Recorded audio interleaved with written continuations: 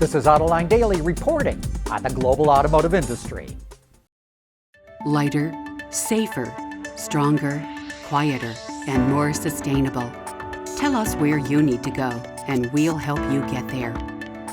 Dow Automotive Systems. We don't succeed unless you do. Well, it sure looks like Tesla's and General Motors' lobbying efforts have paid off.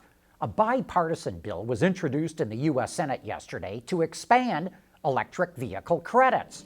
Currently, once an automaker sells 200,000 electric vehicles, the $7,500 credit phases out over 15 months.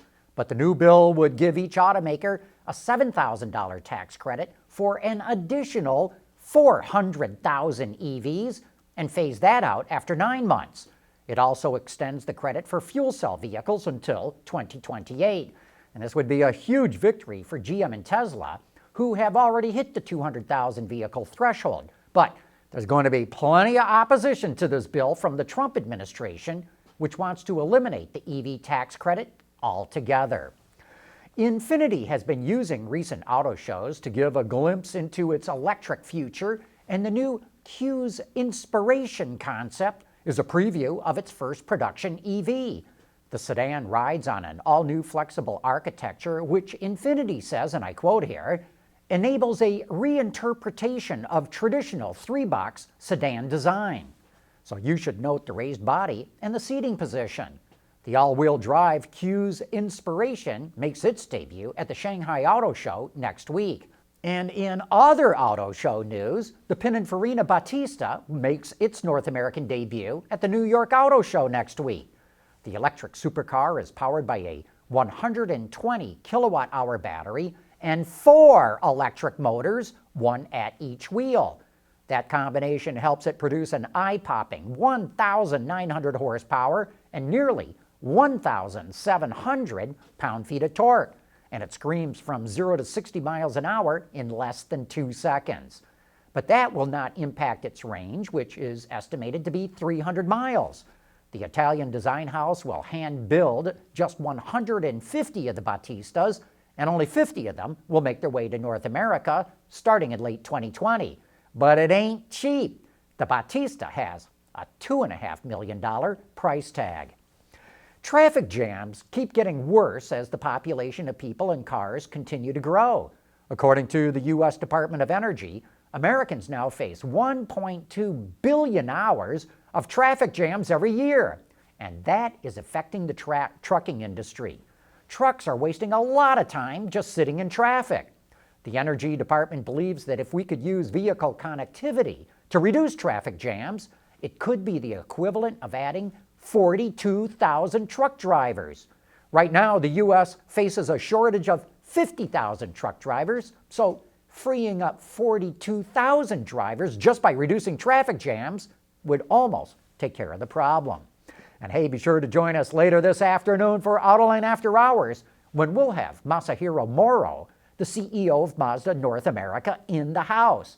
So if you've got questions about where Mazda's headed, send us an email and send it to viewermail@autoline.tv, and then join us at 3 p.m. Eastern Time when we go live. GM attacked Ford in a flurry of television ads, making fun of Ford's use of an aluminum body and bed on the F-Series. And now we're going to find out if GM's carbon fiber pickup bed, that will be optional on the Denali version of the GMC Sierra, can stand up to a truck buyer's abuse. Production of the Carbon Pro bed will start in June, and GM put it through pretty rigorous tests, including drop, heat, and corrosion tests. It even accelerated a snowmobile with metal-studded tracks at full throttle with a 250-pound rider on the back to see how it would hold up. It only had minimal scratching. One of the obvious advantages of a carbon fiber bed is weight. It's roughly 60 pounds lighter. But other highlights include molded tracks for dirt and street bike tires, and it also offers an additional cubic foot of cargo volume. If you'd like to know more about this Carbon Pro bed, check out the interview that we did at this year's Detroit Auto Show with Continental Structural Plastics, the supplier that developed this. You know, at some point in the next 2 decades, electric cars are going to hit a tipping point and sales will take off. Unless some communities get ready for that day, they're going to get clobbered. A lot of communities rely on automotive factories for their tax base. These factories help pay for schools, police departments, and a host of other services. But a lot of those factories make parts for piston engines, and their business will be threatened in the future.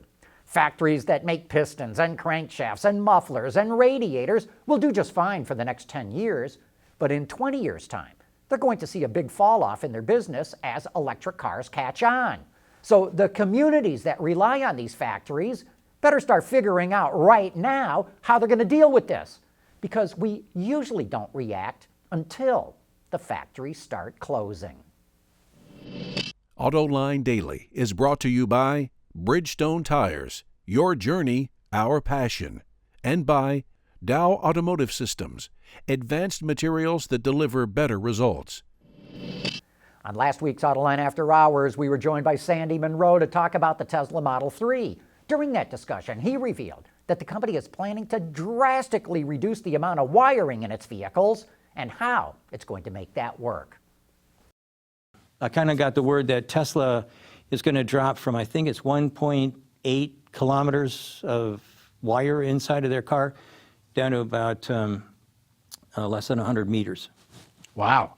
How do you do that? How do you do that? Multiplex the we out of it.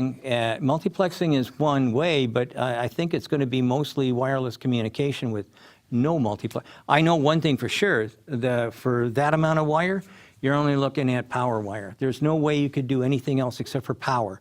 That's it. And Can they send signals down power wires?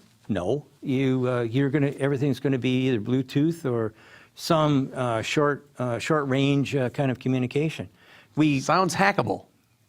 I doubt it, but there's nothing really more exciting than and more mysterious than Tesla's software. I trust it more than I trust almost anything else. And of course, you can watch that entire episode right now on our website, Autoline.tv, or look for it on our YouTube channel.